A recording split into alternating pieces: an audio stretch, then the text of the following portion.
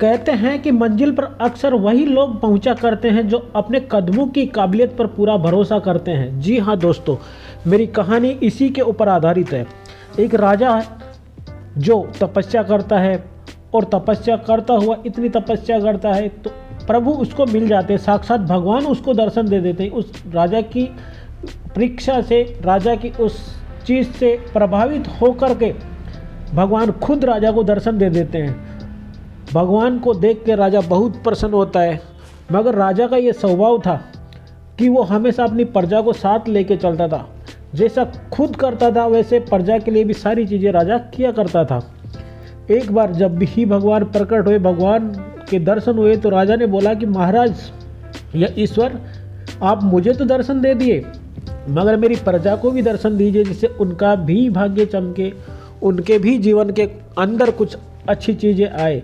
तो भगवान ने बोला ऐसा इम्पॉसिबल है, संभव नहीं है।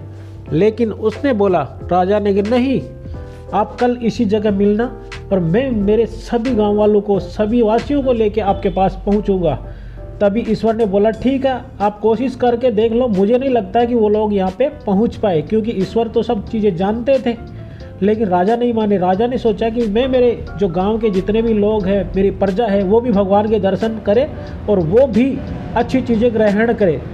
तब वो चला गया। दूसरे दिन का टाइम दिया गया तो भगवान बोले कि मैं इसी हिमालय पर्वत के ऊपर बैठा हूँ और आप अपनी जनता को लेके आ जाओ। आपको लगता है कि वो आपके साथ है तो आप लेके आ जाओ। तभी राजा गए और सबको बोला कि चलो, मैं कल सुबह तुम्हें भगवान के दर्शन कराता हूँ। सारे तैयार हो गए ग्रामवासी। जैसे ही दूसरे दिन आने का प्लान बनाया तो भगवान की तो लीला कुछ अलग होती है। तो भगवान ने जैसे ही गांव वाले राजा के पीछे पीछे आ रहे थे तो भगवान ने थोड़े तांबे के सिक्के रास्ते के अंदर फैला दिए। तो लोगों का मन चला कि तांबे के सिक्के पड़े हुए, तो आधे लोगों ने वो सिक्के उठाए और वापस इकट्ठा करके पोटली भर भर के वापस चले गए। थोड़ी दूर आगे चले तो थोड़ी दूर आगे चलते ही उन्हें चांदी के सिक्के फैले हुए रास्ते के अंदर मिले।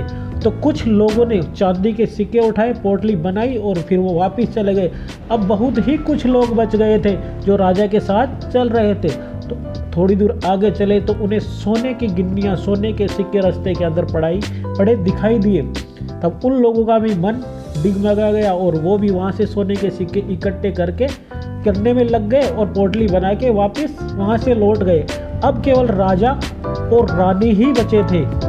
ईश्वर जब पास में पहुँचने वाले थे तो ईश्वर ने एक ऐसा चमत्कार किया कि एक हीरो की खदान जिसके अंदर चमकीले बहुत ही ज़्यादा रत्न, आभूषण, ऐसी चीज़ें उस रानी को भी दिखाई दी। तो रानी का भी मन उस मोह माया के अंदर फंस गया। रानी ने भी वहाँ रुकने का इंतज़ार किया और रानी वहाँ रुक गई।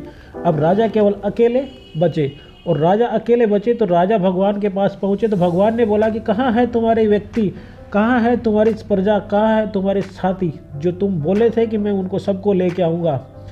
तभी राजा बोला कि महाराज ये भगवान वो वहाँ से वापस लौट गए।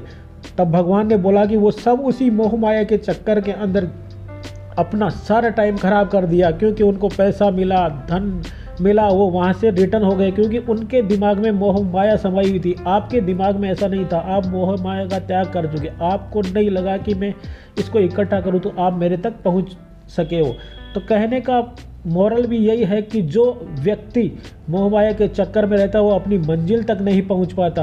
और ये उन स्टूडेंट्स पे और उन सभी व्यक्तियों पे भी ये चीज़ें लागू होती है कि आप छोटे से जॉब को लेके जो जॉब मिलता है उसी को करने लग जाते हो। आगे आप कोशिश नहीं करते तो आप जीवन में उतना ही पाते हो जितना कि आपकी सोच है। आप अपनी कैपेसिटी को बढ़ाइए और कुछ अच्छा कीजिए। और अच्छा करने के लिए आपके आगे और भी जो गोल्डन ऑफर है उसको पा सकते हैं। मगर आप छोटी सी चीज़ के अंदर ही अगर लग जाते हो तो आप वही पाओगे जो आपने सोचा है। मगर आप बड़े लक्ष्य की तरफ ध्यान दो, आगे बढ़ते रहो, क्योंकि कामयाबी के लिए आपको आगे बहुत ज़्यादा सफलता मिलेगी और बहुत ज़्यादा अपॉर्चुनिटी आपके लिए आगे रास्ते में है। तो जी हाँ दोस्तों, मैं आपका भाई, आपका साथी एस कुमार। और कैसी लगी मेरी ये प्रेरणादायक कहानी? जी हाँ दोस्तों, मेरा चैनल है S Kumar motivation videos. Please like कीजिए, सब्सक्राइब कीजिए मेरे चैनल को। तब तक के लिए आज्ञा दीजिए। जय हिंद, जय भारत, वंदे मातरम।